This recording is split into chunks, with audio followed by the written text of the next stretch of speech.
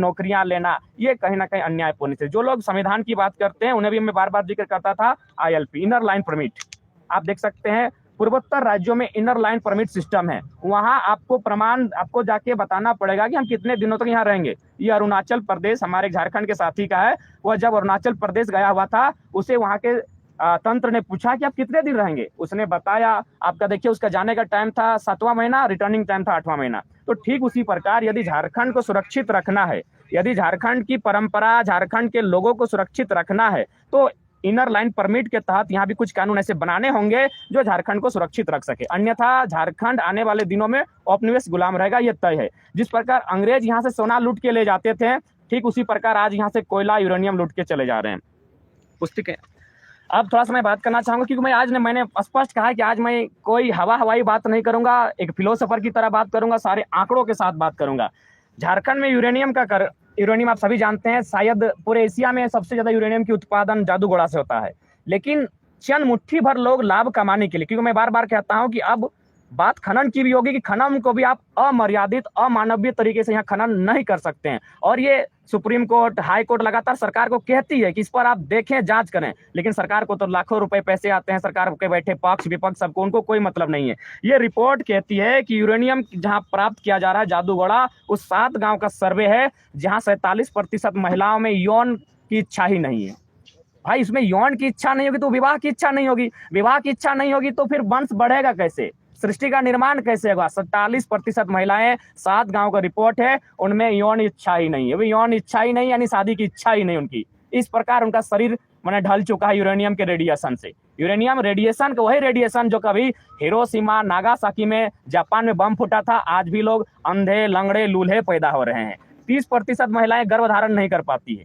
तो इसीलिए आज आवश्यकता है सरकार को नहीं, पूरे देश को सोचने की, आंदोलन की क्यों जरूरत है। आप मुझसे घृणा कर सकते हैं, मुझे ट्रोल कर सकते हैं, मेरे मुद्दों को, मेरे विचारों को, मेरे थॉट्स को ट्रोल नहीं कर सकते हैं। तो इसलिए आज बहुत अति आवश्यकता है, आज सोचने की आवश्यकता है कि झारखंड जो खनिज संपदा का क्षेत्र है, जहां खनन लाखों की संख्या में, अरबों करोड़ की संख्या में होती है, वहां इस तरह अमानवीय व्यवहार क्यों। आप चंद मुट्ठी भर, आप कहते हैं 9 लोगों के पास देश की सारी संपत्ति, क्यों नहीं होगी। बाकी लोगों को, किसान, मजदूर, कामगार, आदिवासी, मूलवासी को आप तो जानवर से भी बदतर मानते हैं। नहीं तो ये रिपोर्ट ऐसा नहीं कहते हैं। उनमें कोई शारीरिक क्षमता का विकास ही नहीं हो रहा है, उनमें बच्चे पैदा हो रहे हैं अपंग। तो इसलिए आज ये आंदोलन अति आवश्यक है। बार बार मीडिया बंधुओं का यही प्रश्न रहा है कि आंदोलन की आवश्यकता क्यों है। तो आंदोलन की आज आवश्यकता इसीलिए है कि झारखंड को बचाना है, सब तरफ से बचाना है।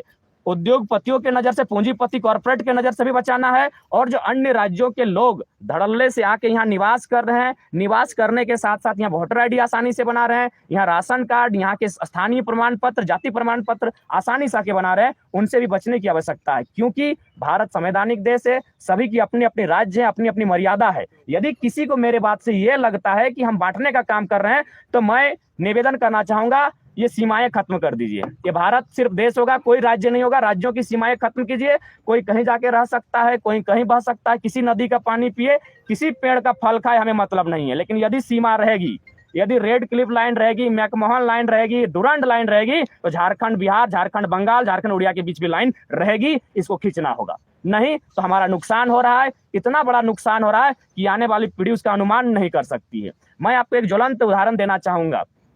NH-32 आप लोग भी सफर किए होंगे, रांची से धनबाद गए होंगे।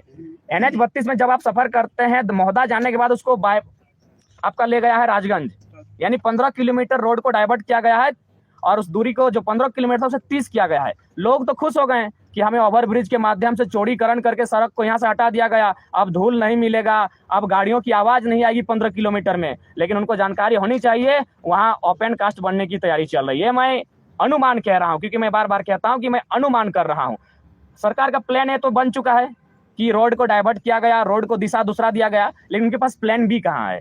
वे जो 10-12 गांव जो महोदा क्षेत्र में आएंगे, निश्चय ही आने वाले दिन अगर वो एकजुटता के साथ नहीं लड़े तो उन गांव को ओपन कास्ट में तब्दील किया जाएगा। तो उनका प्लान बी कहाँ है, वे गाँव उठकर कहाँ जाएंगे। पहला बात, वे गाँव उठकर कहाँ जाएंगे, आपके पास प्लान बी क्या है। दूसरी बात, अभी लातेहार से काफी संख्या में लोग रांची राजभवन आए हैं, उनसे भी अभी हम लोग मिलेंगे। क्या मामला है, जो आपका फील्ड फायरिंग रेंज का मामला है, वहां 245 गांव विस्थापित होंगे। बताइए, 245 गांव बर्बाद करने के लिए आप फायरिंग रेंज की अगर स्थापना करते हैं तो ये किस प्रकार से मानवीय कह सकते हैं, किस प्रकार से आप संवैधानिक कह सकते हैं। तो उनका भी लड़ाई जो है वो जायज है, उसमें हम लोग समर्थन करते हैं और हम लोग वहां जाएंगे भी। तो इस तरह की बहुत सारे बातें अगर हम लोग एक एक करके बात करेंगे तो रात हो जाएगी, लेकिन झारखंड के मुद्दों का समाप्त नहीं होंगे। ओपन कास्ट चले जाए कोलियरी, वहां के जीएम स्पष्ट कहते हैं कि सिर्फ धनबाद के भौरा क्षेत्र में इतना कोयला मिला है जिससे हम पूरे धनबाद की भरपाई कर सकते हैं। लेकिन जिनका जो रैयत है आज भी केस कर रहे हैं, आज भी हड़ताल कर रहे हैं, आज भी थाना जा रहे हैं, लेकिन उनके साथ अभी भी इंसाफ नहीं मिल पाया है। इसलिए हमारी लड़ाई कितनी जरूरी है, आपके माध्यम से तमाम मीडिया बंधु आपको जोहार निहार करते हुए, आपको धन्यवाद देते हुए, आपके माध्यम से राज्य की 3.25 करोड़ जनता को यही संदेश हम देने के लिए आज आए हैं कि आज ये लड़ाई क्यों आवश्यक है, स्थानीय नीति क्यों जरूरी है, नियोजन नीति क्यों जरूरी है, उद्योग नीति क्यों जरूरी है। और अगर नहीं लड़ते हैं तो आप हमारा भविष्य क्या होगा ये स्पष्ट हो चुका है। हमारा भविष्य औपनिवेशिक गुलाम की तरह होगा, माटी हमारी होगी लेकिन हक अधिकार किन्हीं और को। और एक बात, टाटा मोटर्स में एक वैकेंसी आई है, वो अभी इंटरनेट से उसे हटा दिया गया है, डिलीट कर दिया गया है। टाटा मोटर की वैकेंसी में स्पष्ट लिखा है, पोस्ट है आपका टाटा मोटर्स का 12,500 की सैलरी है, लेकिन क्या लिखा है, only Bihari candidates are allowed. इतना तो अमानवीय कहीं नहीं होना चाहिए, ये तो अनैतिक है। जिस राज्य में नौकरी दिया जाएगा, जिस राज्य में कंपनी है, वहां क्या लिखा जा रहा है, ओनली बिहारी कैंडिडेट्स अलाउड। यानी साफ शब्दों में कहें तो हिंदुस्तान की नौकरी और लिखा जा रहा है ओनली पाकिस्तानी आर अलाउड। ये क्या है भाई?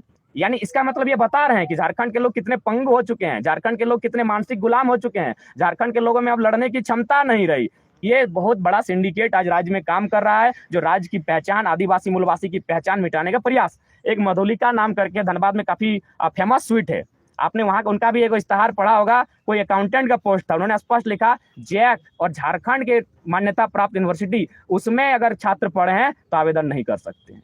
खाने वाले मीठा को झारखंडी लोग, पैकिंग करके लाएंगे झारखंडी लोग, पैसा खर्चा करेंगे झारखंडी लोग। और देखिए साफ साफ शब्दों में लिख रहा है कि झारखंडी पढ़ाई अगर किया है झारखंड कॉलेज से, स्कूल से, तो उसे यहाँ अकाउंटेंट नहीं दिया जाएगा। तो ये क्या है, ये सब क्या हो रहा है झारखंड में?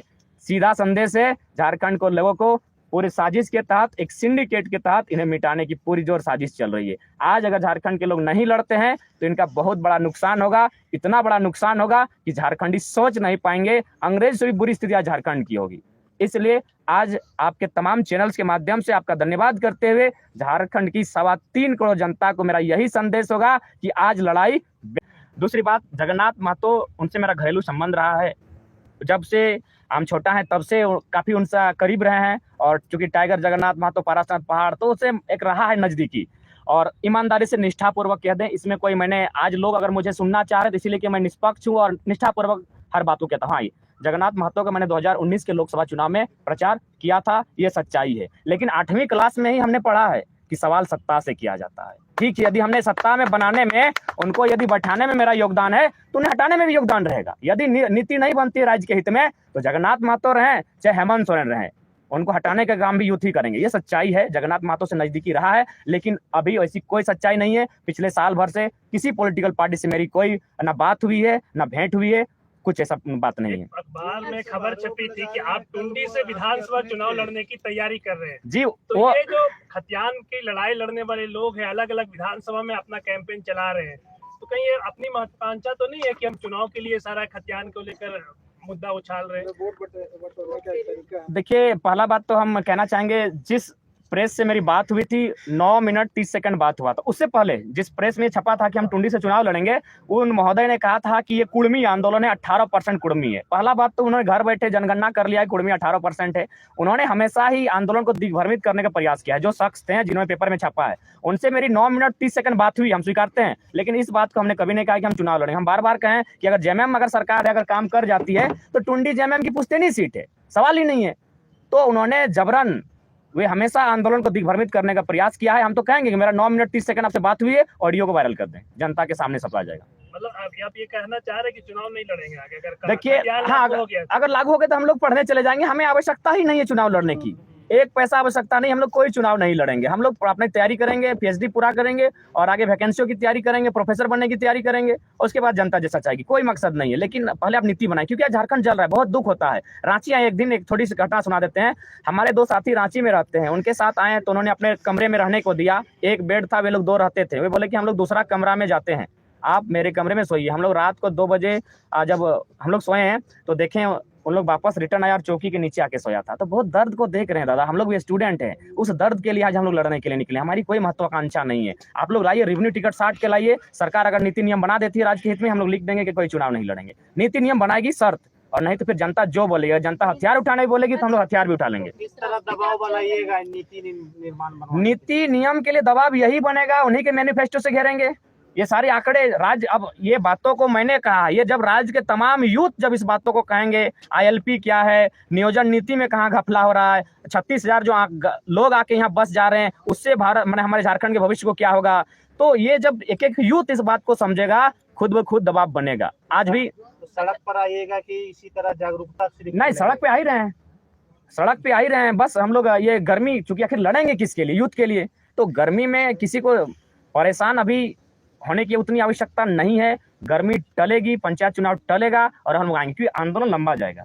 चोटे चिरा नहीं होता, हम लोग की भाषा में कहावत है कि चोटे चिरा नहीं हवे, तो अभी चोट में चिरा होगा ऐसा नहीं हो सकता है। हम लोग पूरा रणनीति के साथ सड़क पर भी आएंगे, सड़क के साथ जो भी एक आंदोलन में पूरी दुनिया ने देखा है, हम लोग सारी चीजों का अध्ययन कर रहे हैं, स्टडी कर रहे हैं, उन सारे हथकंडे अपनाए जाएंगे जो एक आंदोलन में अपनाए जाते हैं। ये बता दीजिए कि आप बोले हथियार उठाएंगे, हथियार किसके खिलाफ करेंगे? सरकार के खिलाफ, सिस्टम के खिलाफ?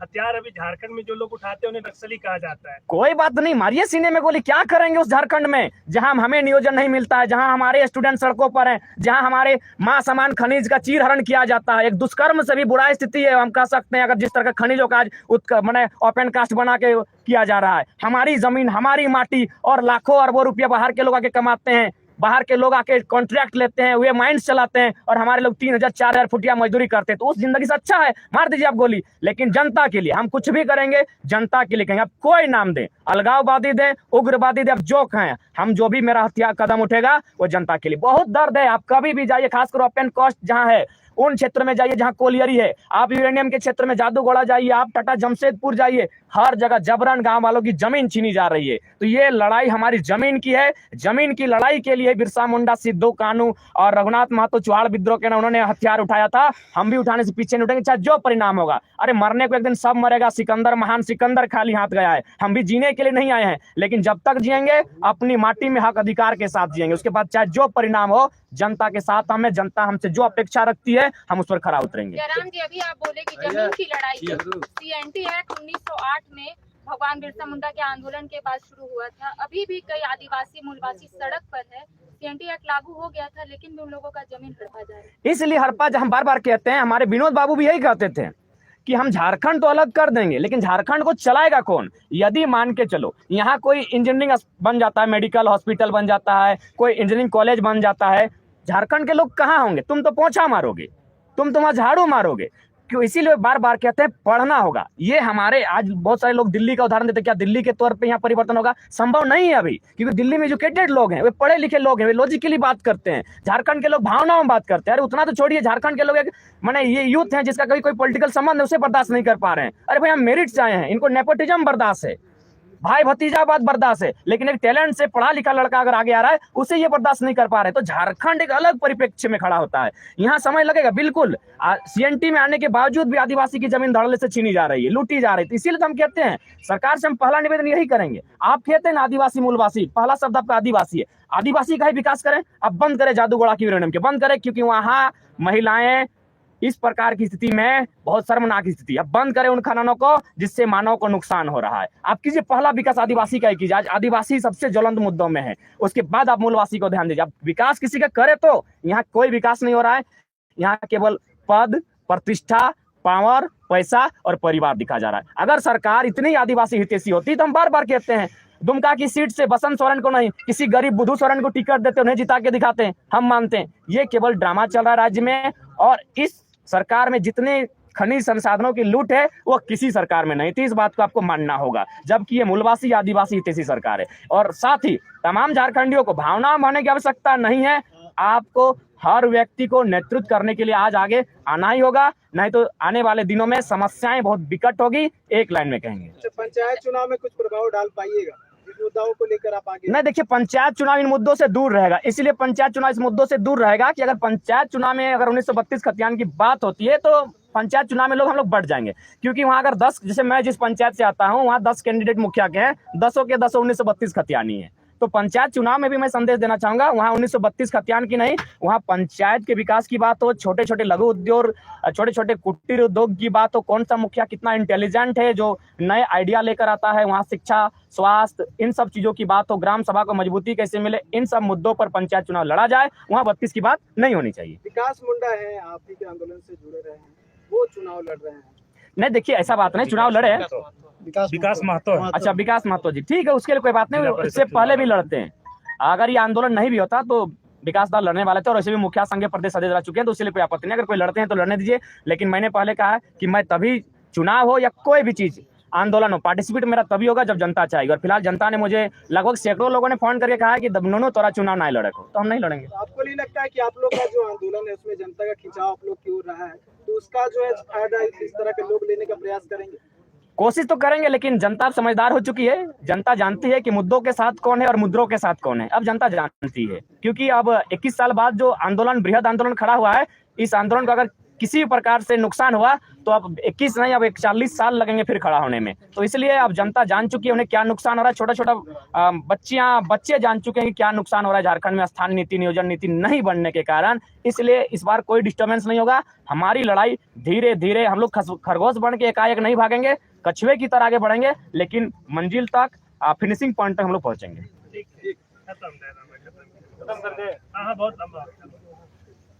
ठीक है, एक चीज मैं बोलना चाहूंगा, बोलिए ना, बोलिए।